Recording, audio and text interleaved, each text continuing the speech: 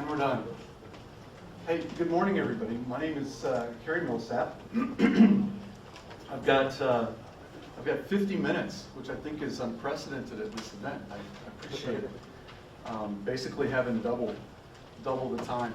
I also want to thank Peter and Baron and Percona for inviting me here and giving me this opportunity to meet some new friends and tell you guys my story. So I'll get started.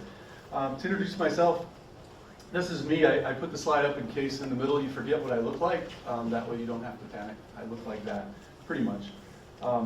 Those are my blog and my Twitter ID in case you want to follow my thinking online. A very brief story of me. I started my career in about 1987 during grad school. I was a language designer. I wrote compilers for United Technologies Microelectronics Center. So I wrote a lot of C code. Yak and Lex were my friends. Took a year off to go to business school and then worked 10 years and a week at Oracle. Everybody kept pointing to me last night as the Oracle guy, and that's why. But my career at Oracle ended in 1999, where I went off to found a company called Hot Sauce. I should say co-found a company called Hot Sauce. In April 2008, a little bit more than a year ago, I left Hot Sauce to found a company called Method R, which is where I am now. The whole time, developer, performance analyst. That's been my career. The reason that Peter invited me here is because of a book that a friend named Jeff Holt and I wrote in 2003 that apparently he liked, and some other folks liked it too because we ended up being the Oracle Magazine Author of the Year in 2003. The other guy whose name's on the cover is Jeff Holt, and I thought I had a slide with Jeff Holt on it right there, but I don't. Anyway, I represent this company called Method R. You can visit us at methodr.com. Here's what we do. We write code. We fix people's performance problems, and there's all sorts of other peripheral things that we do in relation to that. I don't have the word Oracle up here because I don't intend to restrict our business to just Oracle. So I've had people ask me, well, do you have a profile, or do you have a... Last night, the most common question was, do you have plans to go into MySQL? And I said, or MySQL. Now, actually, can we call it MySQL now that Oracle owns it, or is that... is it too soon? Too soon? Do you have plans to go into MySQL? And my answer that I'm kind of proud of was, no, we don't have plans, but we have intentions. And I see the difference between plan and intention is, a plan is a list of steps with dates, and I don't have that. But I also don't have any aversion to coming into this market space, and I'm really enjoying what I'm hearing about MySQL while I'm here. Also, you remember the Hot Sauce thing? Hot Sauce's website was built on MySQL, so we're customers of MySQL in the sense that on the Monday after I left Oracle, I couldn't afford a $19,000 license to run a little bitty website on a box we built from parts purchased at Fry's. So I've been a MySQL customer for about 12 years or so, 10 years or so. What I want to do is start off my story with a little piece called Thinking Clearly About Performance, and that'll set the basis for the real message that I want to try to convince you guys about today. So here we go, Thinking Clearly About Performance. First off, performance is apparently hard. The reason I say that is, and I'll throw a couple quotes up here in a moment, but it's got to be hard, or I wouldn't have an ability to have my kids' college funds stock. I wouldn't have a house, I wouldn't have a car, I wouldn't have had 85 people at Oracle working for me doing nothing but performance. I wouldn't have had a 10-year, 11-year career post-Oracle, keeping 40-some people fed, just dealing with performance. Apparently performance is really difficult. And these are two slides that kind of sum up the sentiment that I've lived through and that I still live in Oracle customers that we visit. People saying things like, our users say that everything's slow, but I don't know where to begin. A really famous one is, all our dials on our dashboard look great, but our users still tell us that the system is slow. And it's funny how this causes kind of a bifurcation. Half the people kind of look at it like, well, maybe our dials are busted. And then the other half look at it like, well, maybe our users are just nuts. And it's really not half and half. It's really more about like 5-95. Most database administrators just think their users are nuts when they hear something like this. Because I mean, how can you not see the beauty of my dashboard being solid green? So I want to tell you a story, and this is kind of where I came from. Started back in 1989 when Oracle was at version 6.0.26. So this is the context for the beginning of my story. And tuning, and I always put tuning in quotes because I consider there to be a huge difference between tuning and optimization. Tuning is what you do and you don't know what the hell you're doing and you're just hoping that the next thing you try may work. Optimization is a planned attack on a specific problem that results in a goal being achieved. And I know people feel like they have a goal when they're tuning, but when they try something and don't know what's going to happen, that's not optimization. That's trial and error, and that really those are two different ends of the spectrum. So tuning is what everybody used to do. It's the only thing anybody ever used to do. And tuning was this pair of SQL scripts. Okay, SQL scripts called bstat and estat. And when you ran bstat, it took a snapshot of some stuff, probably akin to the performance schema stuff that you guys now have in 5.4. And then sometime later, you ran estat.sql, and that would create a thing called report.txt. And report.txt is basically the subtraction of the stuff found at estat minus the stuff found at bstat. So it's basically a snapshot over an interval. And you really kind of had to understand what all these things were. And I throw them up here kind of a jumbled mess because that's kind of what it always seemed to me to be. And this isn't the half of it. But you had to understand all these Oracle, what are called fixed views in the kernel. They look like tables, but they're not. They're really just views that the SQL engine inside Oracle gives you access to the shared memory structures underneath the whole kernel. And then the stuff in blue was all the operating system tools that anybody who ever tuned a Unix system remembers probably the Mike Lukide's book with the fish on it, the fish book. And you had to understand all these things and how they went together. And what people did was they looked for bad numbers. But what constitutes a bad number? Well, you kind of had to have a feel for, well, these are good numbers and these are bad numbers. If I've got some kind of a hit rate or a miss rate, I need to know, well, is 20 good or is 20 bad? Well, you kind of have to know the thing to which the 20 was attached, and people had different opinions about what good and bad was, and that was part of the problem, but not really the basis of it. But the thing was that people looked for inefficiencies. They looked for places where it looked like, well, this can't be right. If we fix that, surely stuff is going to get better. But how can you know what causes a specific task to be slow? Quick example. Imagine that you show up to work and you have some IO stat output from last night that got stuffed away in a file someplace, and you find out that there was a 6-second 8K block read sometime last night. And you know when it was, but it was sometime last night, 6 seconds to read an 8K block. Now you're hoping that would be about 6 milliseconds, not 6 seconds. So you're off by an order of 3 magnitudes, right? 1,000 times slower this read than it should have been. Well, what that used to do, and what it still does in a lot of places, is it engages every emotion and every business justification to just stop everything and go find out why some I/O was 1,000 times slower than it was. Now, 3 days ago, somebody named Nancy, who's a user who clicks all the time, was complaining about performance, and surely this 6-second I/O has something to do with that. So I mean, it's entirely plausible that it does. So drop everything. Let's go witch hunt this 6-second I/O. Well, the problem here is that there's no way to prove that there's a cause-effect relationship between the 6-second I/O and the Nancy thing. And if you ever bring that up into a project like this, the response is, well, yeah, but I mean, 6 seconds is so egregiously bad, we've got to fix it anyway. Well, my answer back to that, and I usually can't win that argument because in the time of a conversation like that, there's usually kind of the element of panic involved, and logic really doesn't work in a time of panic, as it turns out. But what if that 6 seconds is only happening in a 10-minute long batch job that runs at 2 in the morning, and that 10-minute long batch job has an hour to run in? Who cares? You're going to fix it, and now your 10-minute thing is going to take 9 minutes and 54 seconds, and nobody's going to notice. So how much are you willing to invest into the hope that you're going to do something that somebody will notice? And the whole cause-effect principle, just I think it's so important, but it kind of gets lost in times of panic. So how can you know that the weird number that you're looking at actually has some cause-effect relationship with something that the business cares about?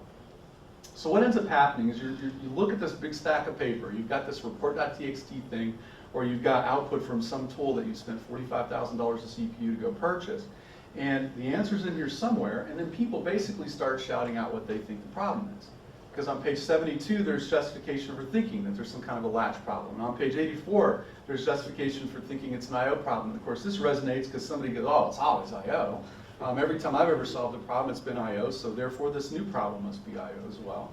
And then you get just people shouting out answers. It might be bad SQL, it's always bad SQL. There's not enough memory, well, there's never enough memory.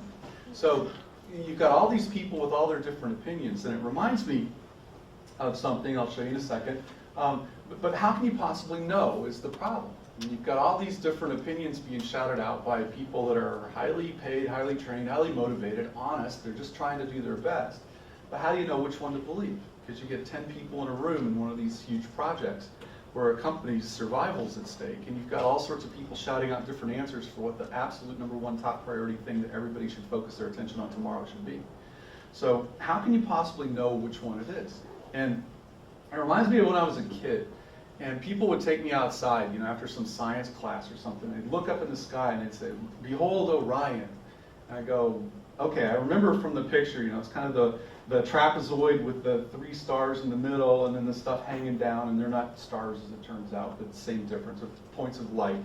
And then people would go, "But you do see it, right? You do see the thing, the Orion thing." And I would go, I don't really get it. But what they're trying to drive at is, well, of course, you see a warrior in a club, and there's a lion mane hanging over his arm, and there's his belt, and his...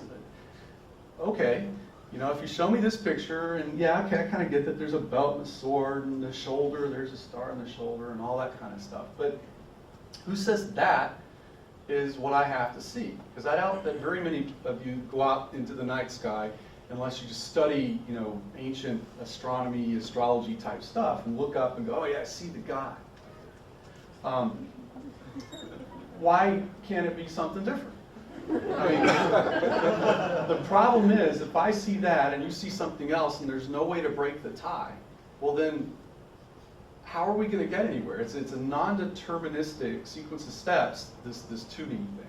And that's what has always bugged me, because you can sit down with one expert and he'll say, a lot, like guys on TV that used to smoke pipes and wear sweaters and and then everybody knows, it's coming, he's got it. If we'll just tell the rest of us, we'll all know what he knows. And I've sat in rooms where a guy, and then we'll look at page 3 and I'll go, you see this? And then flip, you see that? That proves blah. And it always bothered me when people would do that. And I was sitting there thinking, well, but it could also prove something totally different too.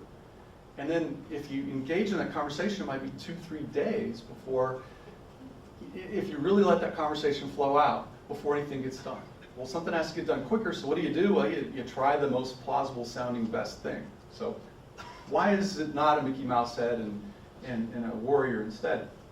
And my whole goal here is to just convince you that this stuff really must be hard, or that people wouldn't struggle so much. One thing my dad used to emphasize to me growing up was, if you ever look in the cockpit of an airplane, my dad flew for United Airlines, which is why I did the little UAL logo at the bottom. If you ever look in the cockpit of an airplane, you got 2 guys up there, and one of them looks like he's busy as hell and working, flipping stuff and looking all over and acting urgent. And the other one, another airplane presumably, the guy looks calm and everything looks like it's just kind of going by itself. He says the good pilot's the one that looks like he's not really doing much. Because what's happening in the airplane where the guy's kind of frantic or urgent acting is he's behind. He hasn't anticipated well enough to basically be able to get himself into a state where it looks easy. So my dad always used to tell me that the good pilot makes it look easy. And now I want to convince you that performance can actually be easy. And it starts with something that is really critical that I learned really the hard way back in the mid-90s at Oracle. What I would do is I would go in and somebody would say, my dials are all green, but my users don't like the system. What do we do? And the answer, as it turns out, is not, let's make the dials greener. Right? It just isn't. It's that insanity thing that Barron was talking about before. We're not going to get anywhere by just continuing to do the same crap over and over and over. It's not working. So basically, I figured out after a couple of years of doing about 30, 40 visits a year that, the people that get to decide whether I did a good job making the system faster are not the DBAs and the developers, it's the users. Because these are the guys who have invested money into purchasing a system in order to make something that they do work better so that they can make more money. I mean, basically a computing system is a tool so that a business can provide some kind of accelerated value relative to what they would provide if they didn't have it. And that's the whole point of these things. So it's the user's experience that matters, not the extent counts and not this ratio and that ratio and my CPU utilization. Those things don't matter. Those are peripheral measures or surrogate or proxy measures to what's really important, and what's really important is the user's experience. So one thing I encourage you to do, I'm going to ask you at the end today to remember 4 things I said, and this is one of them. If you haven't read this book, go find a copy and read this book. If you're interested in performance, read Eli Goldratt's The Goal, because it'll change how your brain works about performance. So that's tip number 1, read that. Now, a user's experience consists of 2 elements, and it's really simple: a task and time. And what I want to do is talk about each one in turn. So first we'll talk about tasks. Tasks are things that we used to computerize. You remember that word? Or people don't use that word anymore because it sounds really old-fashioned. But 25, 30 years ago, my family talked about, oh yeah, they're going to computerize their accounting system. And you kind of sit there and go, wow, that sounds pretty cool. And what that means is, instead of pencils and paper and erasers, and every time I enter a number here, I have to remember, because of some rules that are impregnated in my brain, I have to put that same number over here, or things get messed up at the end of the month when we go and do the debits and credits have to equal things. So a computer is going to allow me to enter that data exactly once, and it's going to put all the rules into place, and it's going to do it at literally almost light speed compared to my little Mach 1 meat computer, which works a lot more slowly. So the things we use to computerize are these things that I'm calling tasks. And a task is basically a business unit of work. Like, for example, post to the general ledger, enter an order, look up a book by author, look up a book by ISBN. And tasks can nest. So for example, your posting process can be a task, but it might consist of, well, post the purchasing system, post the accounts payable system, post the accounts receivable system, post 27 other books. That might be, posting has subtasks. And I've given you an example here. Often a program is a task, but sometimes a tiny part of a program is a task. For example, when you light up the Oracle kernel, it establishes 15 or so background processes, and those things may run for a year between shutdowns. Well, obviously you don't consider the whole year's worth of everything your business does as one task. That wouldn't be a useful unit of measure. So a tiny part of a program is often what you need to consider the task. Tasks are it. They are the thing that a business buys a computing system to help them do. And business people don't care about the system except through their interaction of the tasks that make up their universe.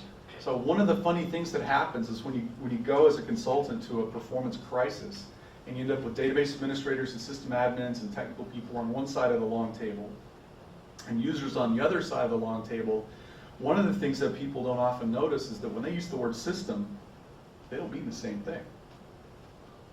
When you go to a dictionary and it says definition 1, it's this, definition 2, it's something different.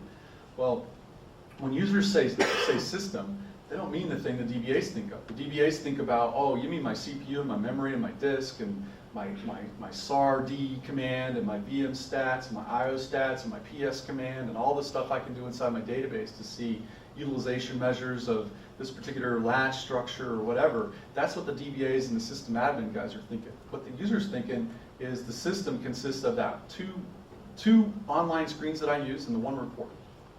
And everything else can go to hell because they don't use the other stuff. They're not talking about whether VI is fast or not because they don't use VI. They're not talking about whether the IO in the system is fast or not because their online screen doesn't do any IO. Okay? So they're talking about specifically a little slice of what these people are aggregating all the slices together and thinking about. And it makes a huge difference.